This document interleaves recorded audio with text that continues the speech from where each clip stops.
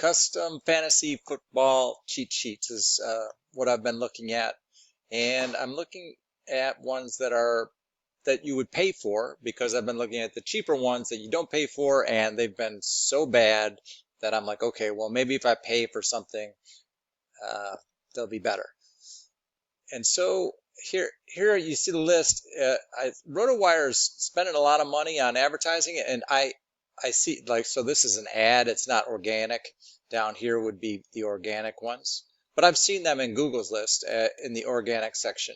So let's take a look at Rotowire, and I looked at them in 2019, and I gave them high marks. I think I gave them a B or maybe even a B plus, but I'm taking that back because I assumed something that was incorrect, and I'll show you what that is. This year, I'm dropping their ranking. It should have been a D to start with, but it's a D. So here it is. I've already opened it up. They used to have printable cheat sheets, and I can't find them anymore. You'd come down here and you'd click on like PPR cheat sheet, and then they had this printer-friendly thing, and it would print you up a nice PDF. But now they only give you like this top 10 stuff. That's what they're showing here. Here are the top 10 running backs. If you pay, they'll give you more, but you don't want to pay for this. I'll show you why. So here is everything's being funneled into sort of these rankings, which you want to look at custom. The only thing you want for a cheat sheet is customized. So they're going to give you the ability to customize your cheat sheet here. And this is where I made the bad assumption last year. I'm like, oh, this is great. I have 12 teams. I can adjust how many players there are per position, and that's awesome. I can have a flex. I can have bench. So I have almost all the ways that I can think of customizing. I mean, there are more, but this will cover for 99% of the leagues out there. Well, maybe 90%. So you can. The scoring is kind of weak though. I can only adjust a few things about rushing, and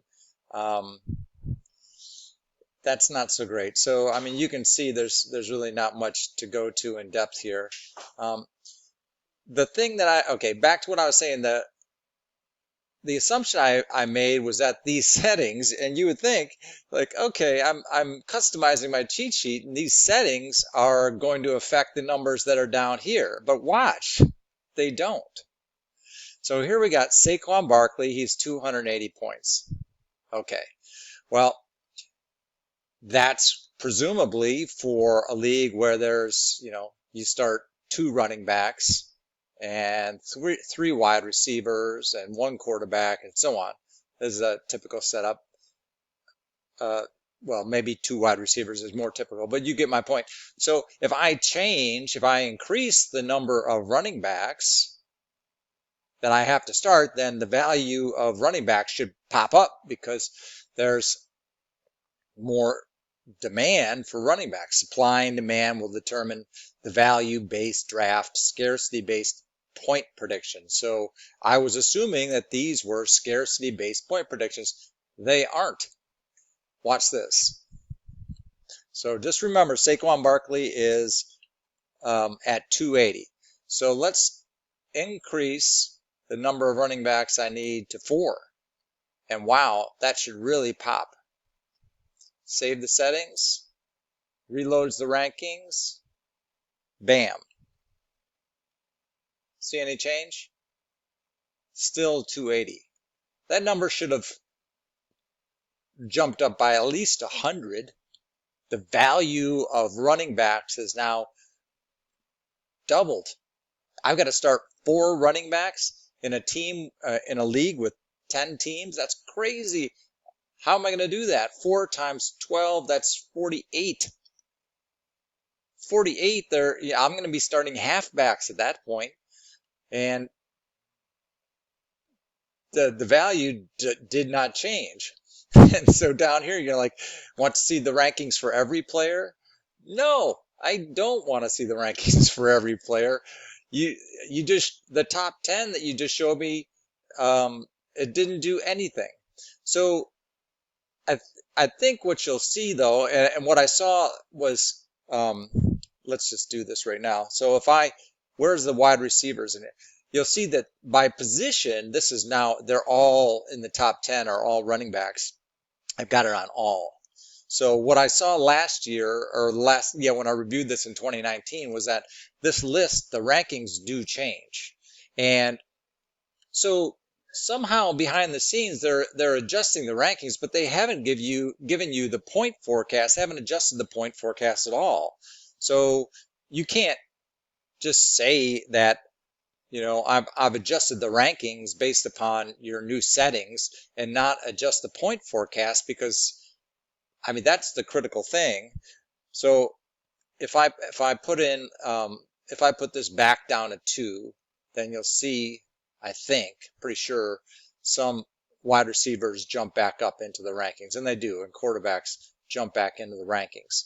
So it does affect the custom ranking, but again, there you can see the point forecast is still 280. So why did excuse me, why did Rotowire adjust the rankings if the points are still the same? Adjust the points, the rankings follow the points. It doesn't make any sense whatsoever that they would adjust the rankings without also adjusting the points. So that is a mystery, and certainly one I can't understand. Maybe they can, maybe it's a bug. Let's just be kind and say it's a bug. In any event, so without a custom point forecast, all the other important things about cheat sheets can't happen. So one would be tiers. So I can't do a cluster analysis on these numbers. You could like, let's say if I just eyeballed this, let's say, oh, these two kind of cluster around 280, and these guys, they cluster around 250. So maybe you could say those are 2 tiers. I've got tier 1, tier 2, and maybe I could, say, okay, then I've got tier 3 down here. Something like that. But since these point forecasts aren't really customized, then you can't do a cluster or tier analysis of any kind. So, and the points that they are showing are meaningless anyway, because they're trying to say that Saquon Barkley is better than Christian McCaffrey by 1 point. Do they really think that they have that sort of sensitivity? No, they don't. They're saying essentially that these are the same players, and they don't show it. They don't, tell you that, our point forecast isn't that sensitive.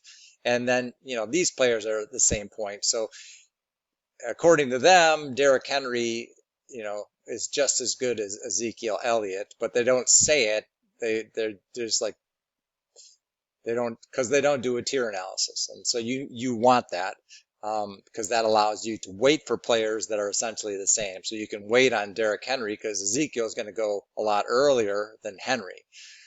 So, they don't have the other good things. Without a point forecast, you can't tell if the player is going to be hot or cold to start the season, or sometimes I call it front loaded or back loaded, because the points are spread out over 16 games, and you don't want you don't want backloaded players. If they lose a lot in the first 4 weeks, you're not going to be able to trade them away, because now you got to wait for the back end of the season to make up all those points that they're going to score. That's pretty important, and that should be incorporated in this number. And that, when they're doing a point forecast, when they say that 280, that should discount points that are towards the end of the season and increase the value of points that are in the beginning of the season, because points today are worth more than points tomorrow. And so there's no BBD going on here.